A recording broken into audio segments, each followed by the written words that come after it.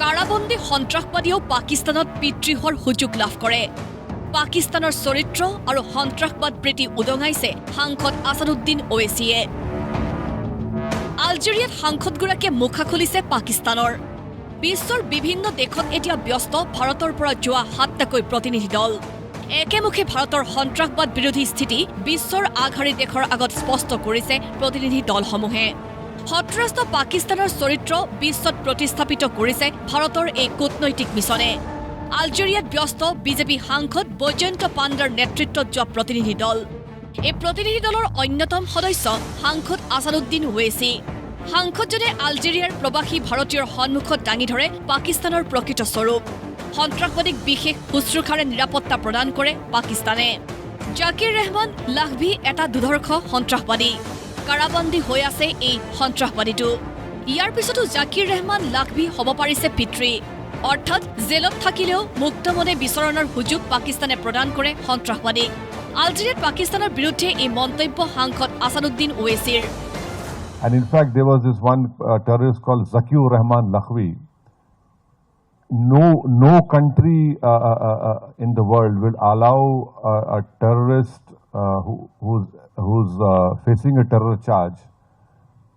He gave birth to a son by sitting in a prison. So when Pakistan was put in grey list, immediately the trial progressed. There was one mastermind of 2611 called Sajid Mir.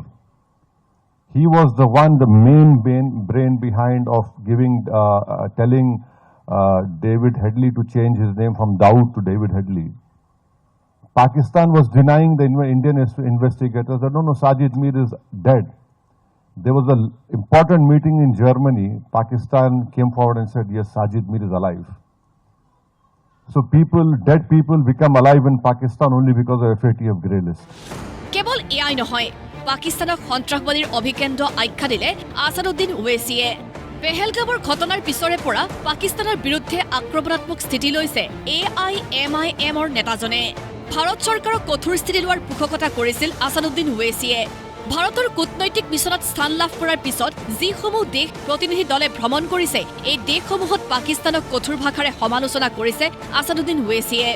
দেশত ৰাজনীতি কৰিব পাৰে, কিন্তু দেশৰ স্বাৰ্থত বিদেশৰ মাটিটো সবল স্থিতি লৈছে আছাদুদ্দিন ওৱেইছিয়ে। ইপিনে ব্ৰাজিলত উপস্থিত কংগ্ৰেছ সাংসদ শশী থাৰুৰৰ নেতৃত্বত যোৱা প্ৰতিনিধি দল। ব্ৰাজিলত উপস্থিত হোৱাৰ পূৰ্বে কলম্বিয়াত কূটনৈতিক বিজয় ভাৰতৰ। অপাৰেশ্যন সিন্দুৰৰ পিছত পাকিস্তানৰ পক্ষত থিয় দি গৰিহণা দিছিল কলম্বিয়াই। কিন্তু শশী থাৰুৰৰ নেতৃত্বাধীন প্ৰতিনিধি দলৰ ব্যাখ্যা শুনাৰ পিছত কলম্বিয়াই গৰিহণা প্ৰস্তাৱ প্ৰত্যাহাৰ কৰে। পাকিস্তানক ধিক্কাৰ দিয়াৰ বিপৰীতে ভাৰতৰ পক্ষত থিয় দিছে Columbia.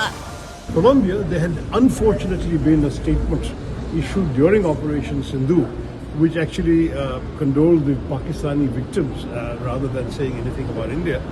So we had that rectified. We met with the government, and I'm very pleased to say that they have withdrawn that statement, and instead they have issued something very positive and supportive, both from the government and even more strongly from the Parliament, where we met both the equivalent of the Lok Sabha Speaker and the chairman of the Foreign Relations Committee, second committee as they call it. So on the whole, we've had some very good results.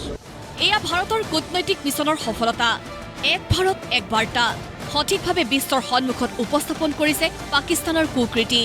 দেশত ৰাজনৈতিক মতভেদ থাকিব পাৰে, আদৰ্শ ভিন্ন হ'ব পাৰে, কিন্তু দেশৰ ৰাষ্ট্ৰীয় নিৰাপত্তাৰ ক্ষেত্ৰত বিদেশৰ মাটিত ঐক্যবদ্ধ ভিন্ন দলৰ সাংসদ। বিৰোধী দলৰ নেতায়ো পাকিস্তানৰ চৰিত্ৰ উদঙাই ঐক্যবদ্ধ ভাৰতৰ স্পষ্ট বাৰ্তা প্ৰেৰণ কৰিছে। ইণ্টাৰনেশ্যনেল ডেস্ক ৰিপৰ্ট, প্ৰতিদিন টাইম।